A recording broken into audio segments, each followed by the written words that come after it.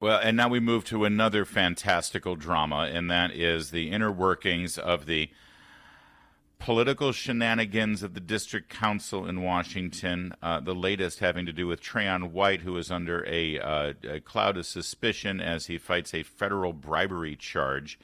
And apparently, Chuck Thies, the district council has finally figured out somewhere to draw the line with their membership.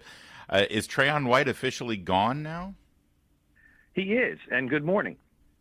Trayon White is officially gone and unemployed today, and that is the result of about 5 months of an investigation and then a disciplinary process that culminated yesterday in a 12-0 vote to expel Trayon White from the council.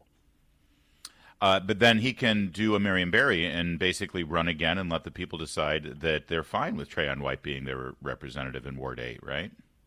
He absolutely can. The Board of Elections has not yet set a date for the special election. I expect it will be at the soonest sometime in mid-May, but more likely toward the end of June.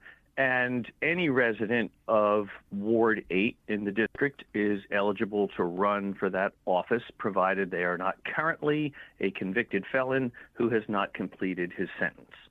So he was reelected to another term just recently, isn't that correct? Yes. He received about 20,000 votes in the presidential election just this past November.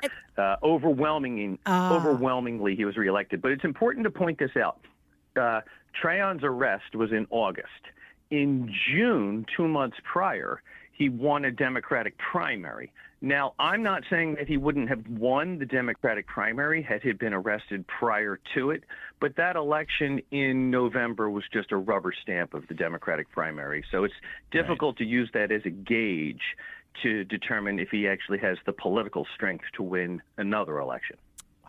We're speaking to Chuck Thies, who has forgotten more about D.C. politics than any of us will ever know. Chuck, I'm no expert here. I'm just a radio host. I like to make jokes and try to analyze the news as best as possible. I'm just a regular schmo. But it seems to me that if I lived in Ward 8 and I had political ambitions, now would be the time to run against this guy who's been expelled and is under federal bribery investigation. By the way, if he's taken bribes, generally speaking, that's at the expense of his citizens. I mean, we joke about this and the corruption here.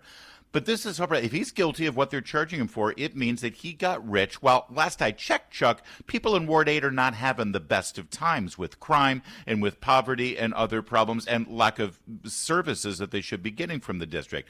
So why are people not up in arms and challenging this guy and coming out to speak out against Trayon White? Well, I think there's a lot of reasons for that. One is that it would appear, I think, to most voters in Ward 8, since he won the election for the seat in 2016, I think since then people have just assumed he's going to win. So they don't get up in arms because they feel like there isn't much of a contest. And quite frankly, the candidates who have run against him since 2016 have had no chance at winning because they didn't run good campaigns and they really didn't have resumes that would qualify them. I do think we're at a different point. A lot of people were saying, oh, if he runs a special election, he's going to win. I know several candidates who have said, if he runs, I'm not going to get in the race. What I say to them is, good, I'm glad you're not running without him in the race, because if you don't have the guts and if you can't divine a strategy to defeat Trayon White while he's under investigation for federal bribery charges, then you shouldn't be in politics anyway. Thank you. So I think, it's true. It's true. And I think that this is a potential inflection point. Of course, it requires that a good candidate step up to the plate with a message and a plan and something that appeals to residents. But there are a lot of voters who simply don't participate in elections in Ward 8. And it's for a variety of reasons. But here's an opportunity for those people to step up and say, it's time for a real change. We have an opportunity to turn the page, and this is it. It's actually aptly named, too. It's a special election. Let's make it special. Let's not have a candidate running whose potential motto is make Ward 8 white again. right? We don't want that. We don't want Trayon White going around with that hat. What we want is a new candidate with a new vision who's actually engaged in local politics and local policy. I remember during one of Trayon's very first budget votes, the most important vote of the year that the council takes, he's in Cabo uploading pictures of himself parasailing on Instagram. That's not what Ward 8 needs. Goodness, I'm surprised he's not sitting in the U.S. Congress. But has there been a statement from Trayon White about this removal? Is he sort of spinning this as he's the victim, or it's racist, or what's his? Has he made a statement? I know it's just happened recently, but so it's funny you should mention racist. First of all, Trayon left the building without saying a word. Which is so uncommon. That is antithetical to anything Trayon White has ever done. So we don't know what his thoughts are. He spent a little bit of time cleaning out his office, and then he left the building quietly. On the way out of the building, he stopped with a small group of supporters in front of the statue of Marion Barry, and they took some photographs. But interestingly, you say racist. So you know those trucks that have like digital signs on them? You can program them to say anything. So there was one parked in front of the Wilson building, that's D.C. City Hall, during these proceedings yesterday, and it said, "The FBI set me up," and it had a picture of Trayon White on it. Now, if you recall back in the 1990s, Marion Barry was famous for saying, and I believe I can say this on the radio, "The bitch set me up."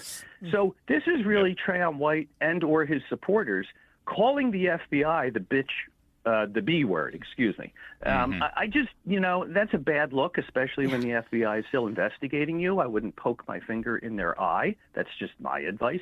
But on the back of that truck, and those were the signs that were on the side, on the back of the truck, there was a headshot of a photograph of D.C. Council Chairman Phil Mendelson, who's white, with one word beneath it, racist. There you go. Chuck Thies, we got to leave it there. We'll watch this develop. But let me just, if you missed the reference there as Chuck was explaining what's going on here, I'll just repeat it for you. In Washington, D.C., right now on government, there is a statue of Marion Barry, honoring Marion Barry. So anything can happen here, and we'll just sit back and watch it. Thank you, Chuck. Always good to talk to you, my friend. Have a great day.